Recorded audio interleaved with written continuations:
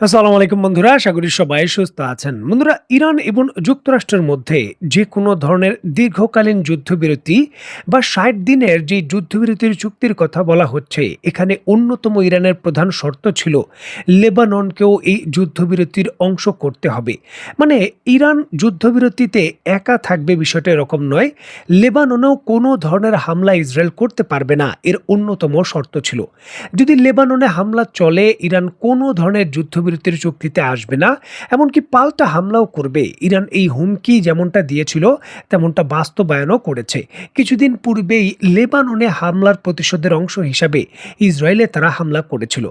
যুক্তরাষ্ট্র এবং ইরানের মধ্যে নতুন করে জোরে সোরে যখন চুক্তির চূড়ান্ত স্বাক্ষর হওয়ার বিষয়টি জোরে সোরে আলোচনায় আসছে, ঠিক এমতো অবস্থায় ইসরায়েল চুক্তির শর্ত ভঙ্গ করে লেবাননের শক্তিশালী হামলা করেছে এবং এর পাশাপাশি ইসরায়েলের সামরিক বাহিনী দক্ষিণ লেবাননের অন্তত ২৪টি শহর এবং গ্রামের বাসিন্দাদের অবিলম্বে ঘর বাড়ি ছেড়ে যে জাহারানি নদীর উত্তরে রয়েছে সেখানে চলে যাওয়ার নির্দেশ দিয়েছে।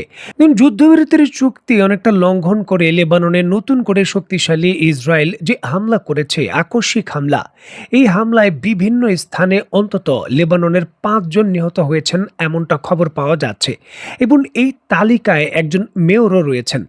জেনিন জেলার আর রিম পৌরসভার যিনি মেয়র রয়েছেন আলী বাদী, ইসরায়েলি এই হামলায় নিজ এলাকায় তিনি নিহত হয়েছেন এমনটা শোনা যাচ্ছে।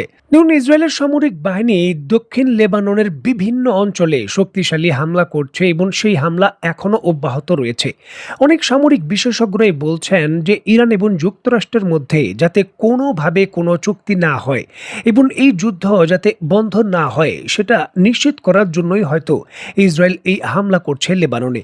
কারণ লেবাননে হামলা অব্যাহত থাকলে ইরান কোনোভাবেই কোনো যুদ্ধবিরতির চুক্তিতে যাবে না, এটা পরিষ্কারভাবেই ইরানের স্ট্যান্ড।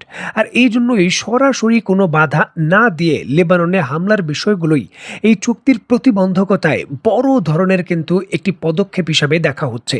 এবং অনেকেই মনে করছেন যে লেবাননে যে হামলা অব্যাহত রেখেছে ইসরায়েল, সেটা যদি তারা বন্ধ না করে তাহলে আজ রাতেই হয়তো ইরান এই ইসরায়েলের বিরুদ্ধে চুক্তি না করে নতুন করে পাল্টা পদক্ষেপ নিতে পারে, যেটি এই চুক্তি তো হবেই না, উল্টো সার্বিকভাবে পুরো পরিস্থিতিকে আরও সংকটাপন্ন পরিস্থিতিতে নিয়ে যাবে।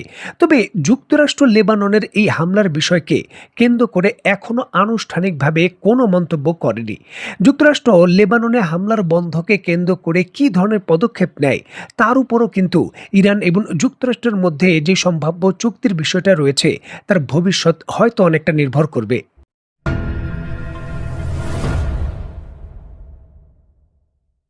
দেখুন, ইরান এবং যুক্তরাষ্ট্রের মধ্যে বর্তমানে হরমুজ প্রণালী এবং মধ্যপ্রাচ্যে যা চলছে তা বিশ্লেষণ করা খুবই জটিল বিষয়। কারণ ক্ষণে ক্ষণে এর রং বদল হচ্ছে, অনেকটা বলতে পারেন আষাঢ় মাসের মেঘলা আকাশের মতো। এই হঠাৎ করে পরিষ্কার আকাশ, আবার এই হঠাৎ করে বৃষ্টি। গতকালকেই যখন উল্লেখ করা হয়েছিল হরমুজ প্রণালী অনেকটা উন্মুক্ত হয়ে যাবে যখন যুক্তরাষ্ট্র অর্থ ছাড় দিচ্ছে, ঠিক এমতো অবস্থায় কিন্তু হরমুজ প্রণালীতে আরেকটি জাহাজে সম্ভাব্য ইরানের পক্ষ থেকে হামলার বিষয়গুলো সামনে আসছে। অত্যন্ত গুরুত্বপূর্ণ এই বিষয়টিকে কেন্দ্র করে যুক্তরাজ্য ভিত্তিক সামুদ্রিক নিরাপত্তা সংস্থা United Kingdom Maritime Trade Operation UK MTO তাদের তথ্যে নিশ্চিত করেছে যে আজ সকালেই হরমুজ প্রণালীতে আরেকটি জাহাজের ভেতর অতর্কিতভাবে অজানা যে প্রজেক্টাইল রয়েছে তা হিট করেছে। দেখুন, হামলায় আক্রান্ত জাহাজের নাম, পরিচয় বা ইত্যাদি এখনো প্রকাশ করা হয়নি। তবে যেমনটা জানা যাচ্ছে, ওমান উপকূল থেকে ৬ নটিক্যাল মাইল পূর্বে আন্তর্জাতিক জলসীমায় এই ঘটনা ঘটে। একটি অজ্ঞাত বস্তু এসে হঠাৎ করে ট্যাঙ্কার জাহাজটিতে আঘাত করে। প্রাথমিক ধাক্কা সামলিয়ে জাহাজের ক্রু সদস্যরা দ্রুত পরিস্থিতি নিয়ন্ত্রণে আনেন। জাহাজে থাকা সকল ক্রুরাই নিরাপদ এবং সুস্থ আছেন এমনটা জানা যাচ্ছে। তবে জাহাজটি চূড়ান্তভাবে তার গন্তব্যে যেতে পারবে কিনা সেই বিষয় নিয়ে কোনো স্টেটমেন্ট দেওয়া হয়নি। এখানে বলে রাখা ভালো, এই যে হঠাৎ করে হরমুজ প্রণালীতে নতুন করে হামলা হলো, এটি যুক্তরাষ্ট্রের পক্ষ থেকে ভারতীয় নাবিক থাকা 2টি জাহাজে হামলার পর নতুন করে এই হামলার ঘটনা ঘটল।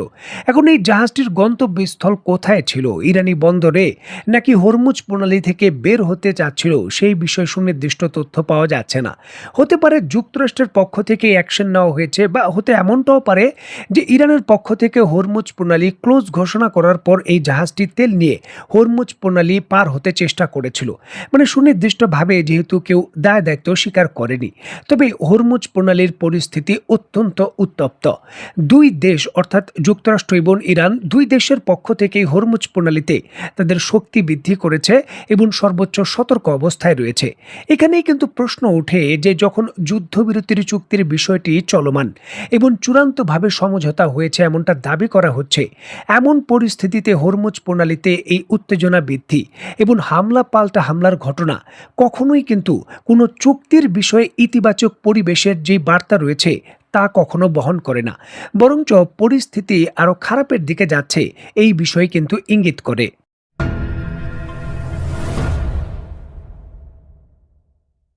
দেখুন, ইরান এবং যুক্তরাষ্ট্রের মধ্যে যে কোনো সমঝোতার প্রধান অন্যতম একটি ইরানের শর্ত ছিল অর্থ ছাড়, প্রায় 24 বিলিয়ন মার্কিন ডলার বা 2400 কোটি মার্কিন ডলার। আন্তর্জাতিক বিভিন্ন রিপোর্ট নিশ্চিত করছে ডোনাল্ড ট্রাম্প এই অর্থ ছাড় দেওয়ার বিষয়ে সবুজ সংকেত দিয়েছেন এবং সের কার্যক্রম হয়তো শুরু হয়ে গেছে। ইরান হয়তো এই 24 বিলিয়ন ডলার ধাপে ধাপে হাতে পাবেন।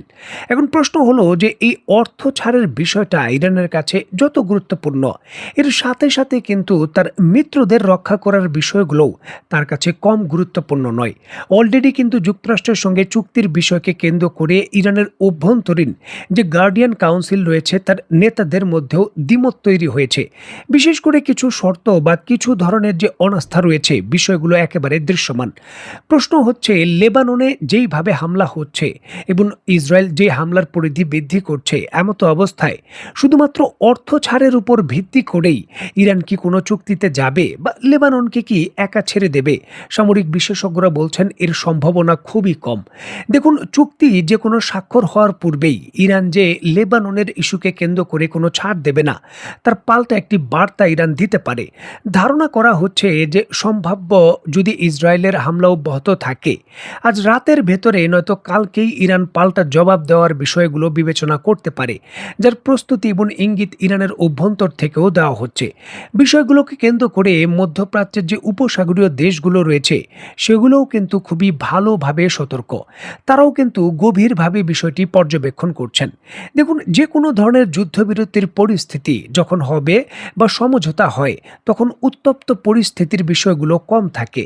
বিভিন্ন ধরনের যে আনুষ্ঠানিকভাবে নিয়মের প্রতি শক্তভাবে নিয়ম পালন, সেই বিষয়গুলো দেখা যায়। এখন লেবাননের অভ্যন্তরে এই ইসরায়েলের হামলা এবং যুক্তরাষ্ট্রের নীরবতা, যুক্তরাষ্ট্র আনুষ্ঠানিকভাবে এখনো মন্তব্য করেনি এই হামলার সম্পর্কে, সেই বিষয়গুলো কিন্তু ইরানকে গভীরভাবে হয়তো প্রভাবিত করছে। এই চুক্তির বিষয়ে তারা যাবে কি যাবে না সেই ইস্যুটিকে কেন্দ্র করে, এবং আনুষ্ঠানিকভাবে মোস্তফা আলী খামেনি এই বিষয়ে সবুজ সংকেতে চূড়ান্তভাবে রায় দিবেন কিনা সেই বিষয়গুলো সন্দেহের অধীনে রয়ে গেছে। দেখার বিষয়ে অত্যন্ত গুরুত্বপূর্ণ এই ইস্যুগুলোকে কেন্দ্র করে আজ রাত পর্যন্ত চূড়ান্তভাবে কি সিদ্ধান্ত হয়। তো বন্ধুরা, আজকের মতো বিদায়। নতুন কোনো ভিডিও নিয়ে আবার দেখা হবে। সেই পর্যন্ত সবাই ভালো থাকবেন, সুস্থ থাকবেন এবং বাংলাদেশকে ভালোবাসবেন। আল্লাহ হাফেজ।